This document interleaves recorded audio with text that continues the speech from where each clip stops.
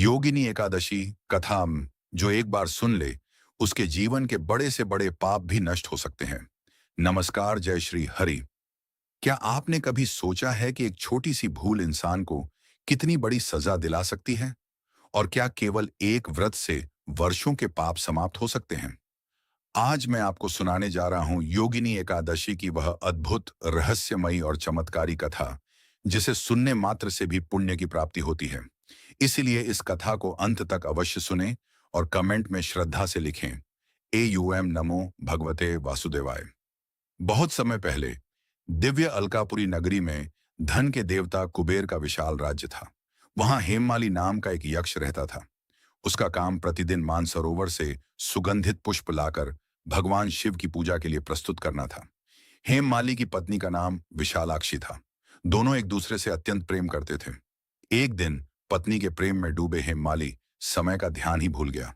उधर कुबेर भगवान शिव की पूजा के लिए उसकी प्रतीक्षा कर रहे थे, लेकिन पुष्प नहीं पहुंचे। क्रोधित होकर कुबेर ने सेवकों को हेममाली को बुलाने का आदेश दिया। जब हेममाली दरबार में पहुंचा तो कुबेर ने कठोर स्वर में पूछा, तुमने भगवान शिव की पूजा में विलंब करने का साहस कैसे किया? हेममाली ने सिर झुका लिया। उसके पास कोई उत्तर नहीं था। कुबेर का क्रोध बढ़ गया। उन्होंने शाप दिया, तुमने अपने कर्तव्य से मुंह मोड़ा है, इसलिए आज से तुम भयंकर कुष्ठ रोग से पीड़ित होकर पृथ्वी पर भटकते रहोगे। क्षण भर में हेममाली का दिव्य शरीर रोगग्रस्त हो गया। वह स्वर्ग से गिरकर पृथ्वी पर आ पहुंचा। उसका शरीर घावों से भर गया। लोग उससे दूर भागने लगे और जिसे कभी सम्मान मिलता था, वही अब अपमान और पीड़ा का जीवन जीने लगा। वर्षों तक कष्ट सहने के बाद एक दिन उसकी भेंट महान आर्षि मार्कंडेय से हुई। आर्षि ने उसकी दयनीय अवस्था देखकर पूछा, वत्स, तुम्हारी यह दशा कैसे हुई? हेममाली ने रोते हुए पूरी कहानी सुनाई और कहा, गुरुदेव, यदि कोई उपाय हो तो कृपया मुझे बताइए।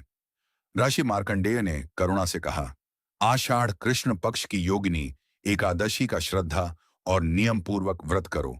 भगवान विष्णु की आराधना करो। इस व्रत के प्रभाव से तुम्हारे समस्त पाप नष्ट हो जाएंगे और तुम्हें मुक्ति मिलेगी।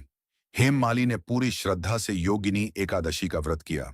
उसने रात्रि जागरण किया, भगवान विष्णु का नाम जपा और द्वादशी के दिन विधि पूर्वक व्रत का पारण किया। जैसे ही व्रत पूर्ण हुआ, एक अद्भुत चमत्कार हुआ। उसका कुष्ठ रोग समाप्त हो गया। शरीर पहले जैसा दिव्य और तेजस्वी बन गया। देवताओं ने पुष्प वर्षा की और हेममाली को पुनः सम्मान सहित अलकापुरी लौटने का अवसर मिला।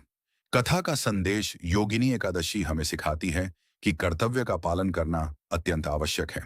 यदि भूल हो जाए तो सच्चे मन से पश्चाताप, भगवान विष्णु की भक्ति और योगिनी एकादशी का व्रत जीवन में नई शुरुआत का मार्ग खोल सकता है। योगिनी एकादशी कथा भाग 2। हेममाली के रोग मुक्त होते ही उसके मन में भगवान विष्णु के प्रति अटूट श्रद्धा जाग उठी। उसकी आंखों से आनंद के आंसू बहने लगे। उसने दोनों हाथ जोड़कर कहा, हे प्रभु, आज मुझे समझ में आया कि आपका नाम, आपका व्रत और आपकी कृपा किसी भी व्यक्ति का जीवन बदल सकती है।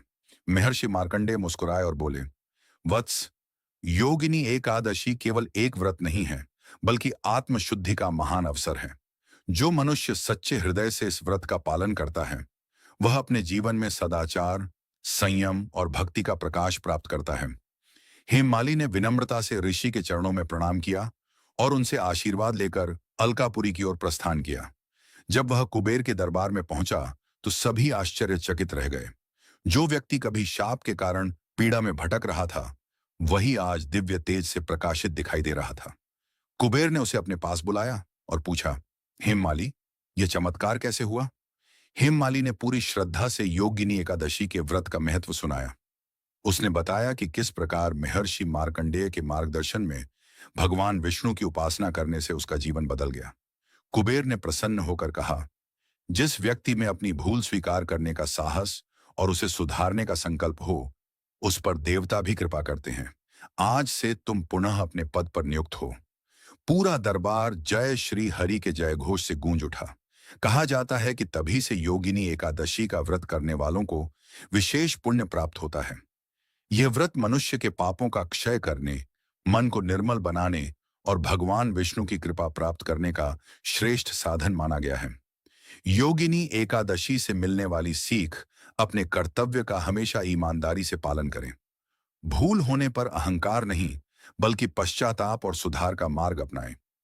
भगवान विष्णु की भक्ति और सच्चे मन से किया गया व्रत जीवन में सकारात्मक परिवर्तन ला सकता है। धर्म का सार केवल पूजा नहीं, बल्कि सत्य, सेवा और अनुशासन भी है।